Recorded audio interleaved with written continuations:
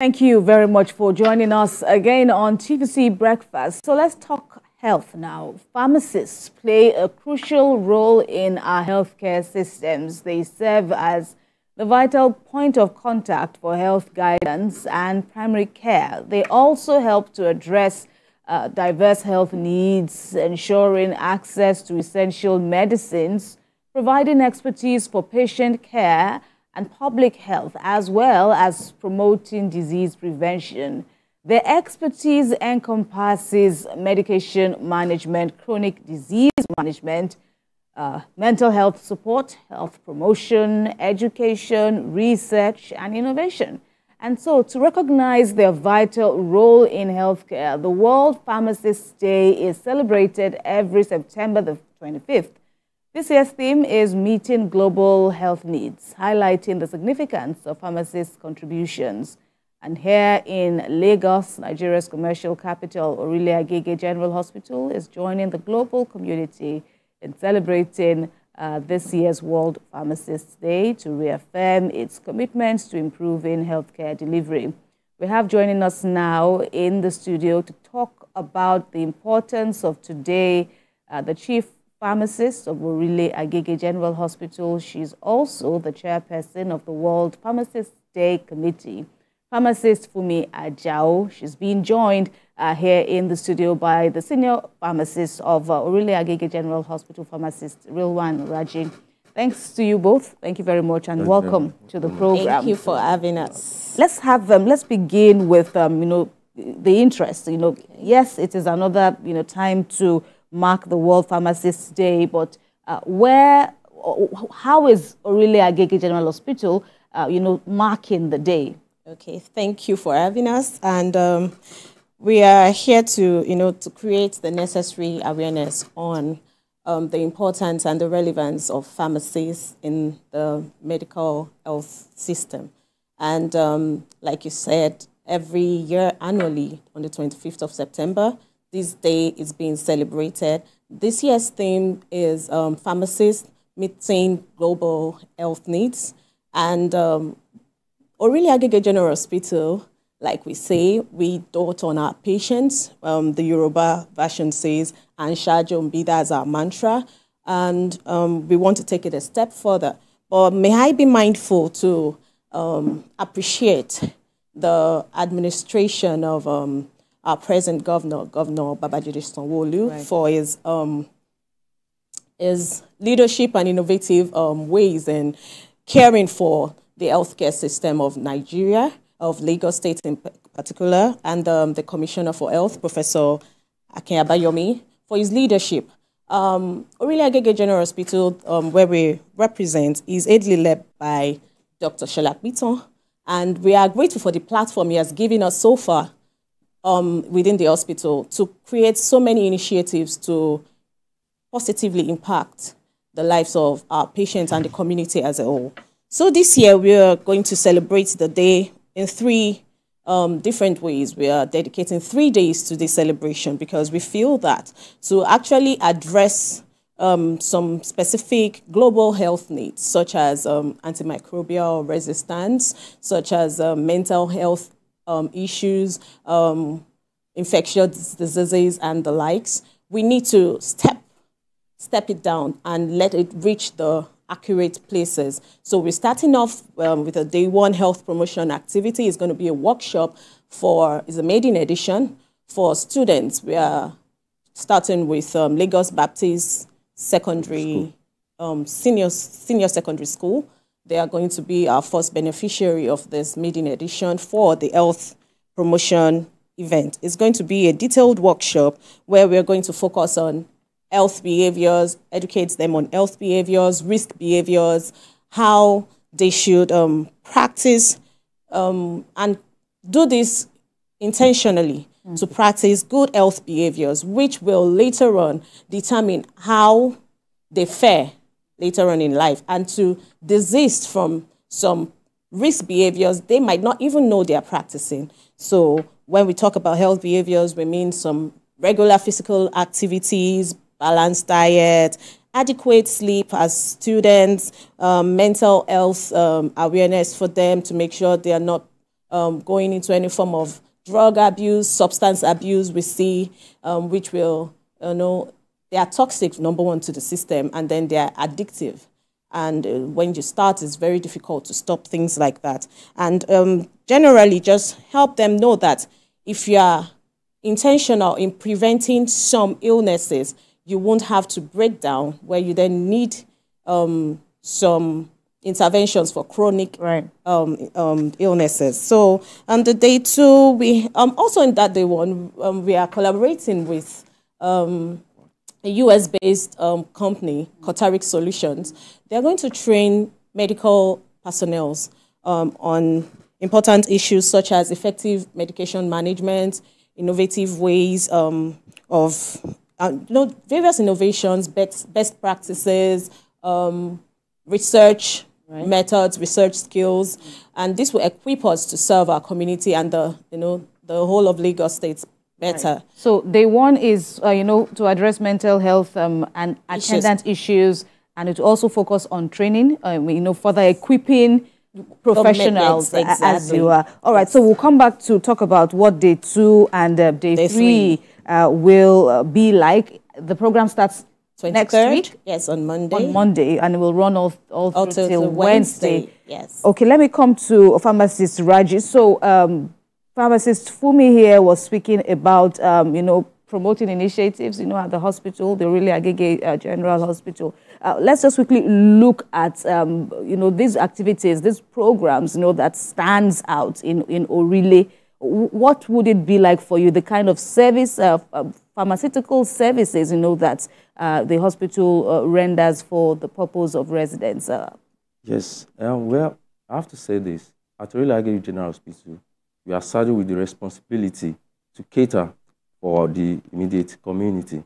At Orile Agege General Hospital, we have a defined role of every health unit to tackle one or the other issues in the hospital. Right. So, as pharmacists, it is our responsibility to provide quality health care to our patients. Okay. So, all right, and I know that in Lagos State there's been a bid to improve services in, primary health care centers, in public hospitals. What is it like? Because, of course, the issue of crowd control, how do you, meet the needs of people in this regard?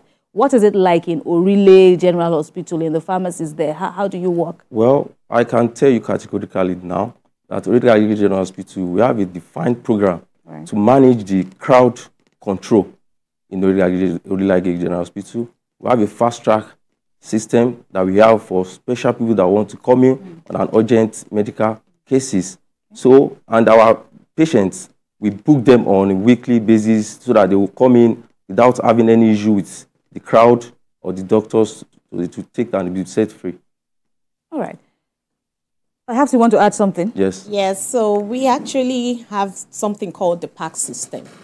The PAC system has to do with we pharmacists already coming together prior to when the patients need the emergency packs. So we have about 20-something packs that we would have pre-packed in the pharmacy. So all the patients need to do once they need those medications is to pay for them at our pay point, and then once they show us their receipt, we just hand over the packs to them. They don't need to queue, where we then need to assess the prescriptions one by one. Then they need to hold on for us to then start, assembling them. No, the packs are already labeled. Once they make payments, all we need to do is to make sure we hand it over to them, and then they can start interventions immediately. So they don't need to queue up. So if you are for general outpatients, then we have a waiting area where they just need to sit. We have protocol officers that, give them their tally cards. And then once it's their turn, they just come up and then we attend to them. And we don't do window dispensing. We have, heart-to-heart counseling sessions with our patients. And we just don't hand over the medications to them. We explain in details what the medications are used for. So we got thinking, how do we improve on this? And that's why we dedicated day 2 to a drug reconciliation program. So we are launching our initiative of Orile Agege General Hospital Medication Reconciliation Services. Okay, what's that about? So what that means is that there is a provided booklet where they have all the information about their drugs in that booklet. All they need to do is we teach them how to impute this information daily. It helps them to know what drugs they're taking, what strength it is, what time of the day they need to take it. All they need to do is impute that information. So at a first glance, anywhere they take the booklet to, any health practitioner will know, oh, this patient is on amlodipine. Oh, this patient is on ramipril. I don't need to re-prescribe this. Then the patient will know what the drugs are used for. It will help curb polypharmacy, drug-to-drug interaction, medication errors. And we are just equipping our patients with information. There is no need to hide some information from them because they need to also take responsibility for their health. So when they are armed with the adequate and right information on the medications they are using, what they are allergic to, those that they should have stopped, those they are just commencing on, it will make them know that, okay, I'm taking so-so drugs. I don't need to add these without it being prescribed. These and these might have drug-to-drug interaction. So it will help save some unnecessary implications of mismanagement that we see sometimes when it comes to you are already on a particular drug. The doctor has asked you to stop it for some time, but you don't know which of the drugs they're talking about. You still have it in your drug cabinet. You continue taking that medication. But if you had documented all this information in a booklet, once it's picked up, you can determine, oh, I've stopped this. What's it still doing here? I should have put this aside. I shouldn't put it in my drug carrier bag. So this duty is essentially for who? For the duty of filling the booklet. We are training our patients on how to fill the booklets. They take the booklets home. They can record their daily blood pressure readings, their daily blood sugar readings. So when they are at home, once they present, we know what is happening at home. You know, we don't wait on them to just give us their own subjective information. We can objectively review our patients and see how they are faring on these medications. And is this for all categories of patients, or is there a special category? All categories of patients. This will be for, all right. So, and then day 3 is about, what is day 3 going to be like? The medical outreach that will be happening at Orile General Hospital. We do this almost every year to reach out to the populace. Okay, and what will be the concentration like? Is it general health needs? What kind of outreach are we talking about? Yes, it's going to be a general outreach, and we are going to specifically check some vital parameters on the patient. Like most times, you have some of these market women, they don't have the time to come to the hospital, so we take these hospital services to the patients. Oh, so okay, so you'll be heading to the markets, not just in the hospital? No, not just in the hospital. Taking health to them. Oh, okay, because, but then there will be an outreach in the hospital, or is it going to be out of the hospital? It's out of the hospital. Out of the hospital. These are third edition. Okay. So we get feedbacks from them. So we try to improve. Same venue? Same place? So these at the same place. Okay. Market. The market. Yes, but we are hoping that these initiatives will be adopted and, you know, we move out to other areas of Lagos State where they can then do this for their community as well. Right. So vital checks will be done blood there. Pressure, the blood sugar, BMI. They will have health talks. They will train them on basic first aid practices. You know, when someone slumps, what do you do? What shouldn't you do? What first aid care should you actually do on that patient to make sure that the person has a fighting chance, you know, of surviving any form of emergency? If there is a case of a child choking, what do you do? What shouldn't you do? You know, don't put spoon in the mouth. You know, some practices that have become, they are myths. They don't work. So we need to educate them because knowledge is power. They need to know the right things to do to make sure that when they are presenting, it's not too late for them. All right. And is this just for market men and women, or can other members of the public join in this outbreak? Definitely. In the outreach, I meant to say. Definitely. All right. Also, some feedback that we get from, Lagos residents, and not exactly Lagos residents alone, is the high cost of drugs. I wonder how the state government is, bringing interventions in this regard in your hospital. Well, he is also part of the team that when it comes to drug requisition and supply chain management within the hospital, Lagos State has been very helpful when it comes to where we can get our medications from. All general hospitals are to pick up their medications from the OMS, which is the Oshodi Medical Store. Right. And there's a good collaboration between them and some pharmaceutical companies whereby the drugs are made available at a much cheaper rate. So when people come into the hospital, we had carried out a research last year on our patients that would you rather buy your medications from hospital or you'll rather go to a community pharmacist outside?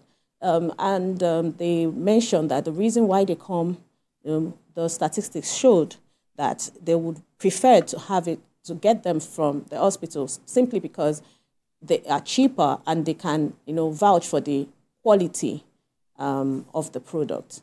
So we don't put anything that is of low quality or substandard quality on our shelves. We make sure we follow the guidelines and the regulations of our society and association to make sure we are in line with the best practices. Yes. Another concern again is unscrupulous members of the profession. It's not just pharmacies, pharmacists anyway, but while we're having this conversation, we can't ignore that. So as a member of, you're a pharmacist, you're also, a member of the association, how does this also fit into, meeting global health needs or meeting national health needs now? What should members of the public know about how sanity is going to be restored in the profession in this wise? So let me be mindful to mention that we are one of the most regulated professions in the country. I agree with you that we might have some cases whereby, patients or the public are not aware of the right places to get their medications from. But I want you to know that when you see the RX inscription, RX, I think it comes in a hologram of like a green color. It represents the fact that this premise is owned by a pharmacist. And so it's your right to walk into any pharmacy and ask, are you a pharmacist? I want to tell you that someone who isn't a pharmacist wouldn't be so confident to say, yes, I am. But, just try it out and ask, are you a pharmacist or can I speak with the pharmacist? If that person attending to you isn't a pharmacist, he or she will go in to get the pharmacist. And if they don't have a pharmacist resident there, then you would hear all sorts of excuses. Right. So you need to know where you're purchasing your medications from. Although we have those that go around and they make sure that they do the needful when it comes in terms of checks. Checks, yes. All right. Yes. Okay, so as we wrap up this conversation, what's your message to the public? It's for you. Okay. My message to the public is this: Orile Agege General Hospital has been centered to address some challenges that we are facing in Nigeria as the Orile Agege community at that level. So if you have any problem that health-related issues, you can come down to Orile Agege. We are easily accessible. You don't have to go through all the stress, but staying there from morning till evening. We have a lot of programs that will help and aid in facilitating the response of the hospital to general outcry. All right. We want to thank you both, Pharmacist Funmi Ajao, the Chief Pharmacist of the Orile Agege General Hospital. Of course, she's been joined by Pharmacist Rilwan Raji, who is the Senior Pharmacist of the same Orile Agege General Hospital. We thank you both and wish you all, a very fruitful program next week.